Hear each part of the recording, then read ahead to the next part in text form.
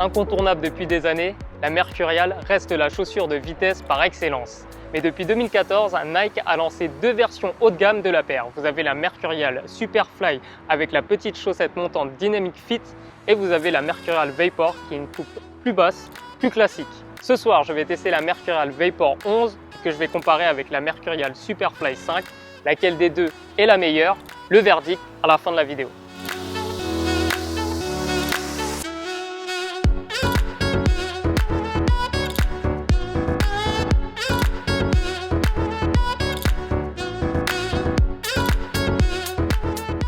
La première différence entre les deux paires se situe au niveau de la tige. La Vapor a un cuir synthétique appelé Teijin, c'est très souple et très agréable. Dès que je l'ai porté pour la première fois, j'ai tout de suite senti. La Mercurial Superfly, elle, a une tige en Flyknit, qui est une maille cousue d'une seule pièce avec un traitement Nike Skin. Du coup, c'est un peu plus rigide. Les pieds larges se retrouveront plus facilement sur la Vapor, qui est donc plus souple et plus agréable. Le deuxième changement, c'est cette petite chaussette qui a disparu sur la version Vapor. À la place, Nike a intégré la languette au reste de la tige.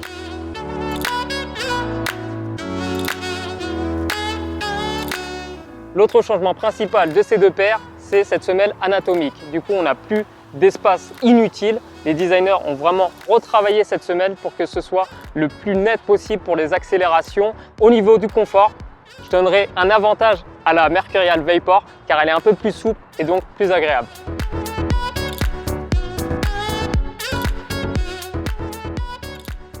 Au niveau du style, on n'a pas de changement majeur par rapport aux précédentes versions. On reste sur des modèles avec une coupe racée.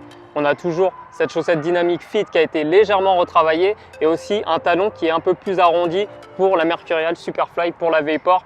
Il n'y a pas énormément de changements. Peut-être les Speed Ribs pour les deux chaussures qui apportent un côté un peu plus agressif à ces chaussures. Ça reste très classique si vous êtes habitué à ce modèle. Pas de changement à noter à ce niveau-là.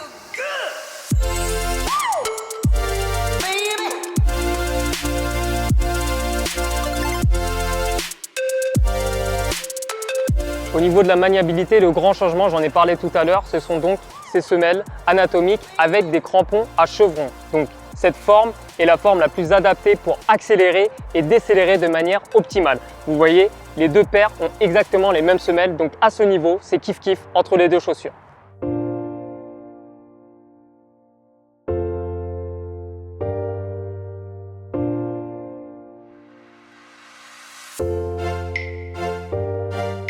Au niveau du toucher, l'innovation principale, ce sont ces Speed Ribs en 3D. Donc ces couches qui permettent un meilleur grip de la balle. Sur le modèle Vapor, on le sent pas énormément. Par contre, sur le modèle Superfly que j'avais testé auparavant, on le sent un peu plus du fait que la tige Flyknit peut-être serre un peu plus le pied et du coup, on ressent plus ces structures en 3D. Donc à ce niveau, léger avantage pour la Mercurial Superfly.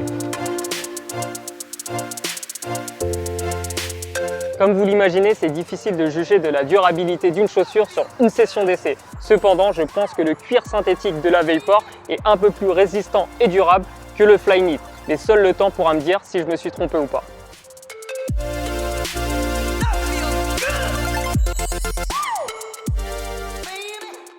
Vous l'avez vu, la Superfly et la Vapor sont proches. Elles ont les mêmes textures Speed Rib pour le toucher, elles ont la même semelle anatomique, mais surtout, elles partagent les mêmes caractéristiques de vitesse. Mais je trouve que la Vapor va un peu plus loin dans cette sensation de légèreté. C'est vrai qu'on est sur deux chaussures à moins de 200 grammes, mais je trouve que la Vapor est un peu plus légère et même un peu plus confortable grâce à la souplesse du cuir synthétique. Donc entre ces deux paires, mon avantage va à la Vapor, qui est sans doute la meilleure chaussure du marché concernant la vitesse. Quand on compare au niveau du prix, la Vapor est vendue à 220 € contre 290 pour la Mercurial Superfly. Donc la Vapor est ma championne du jour.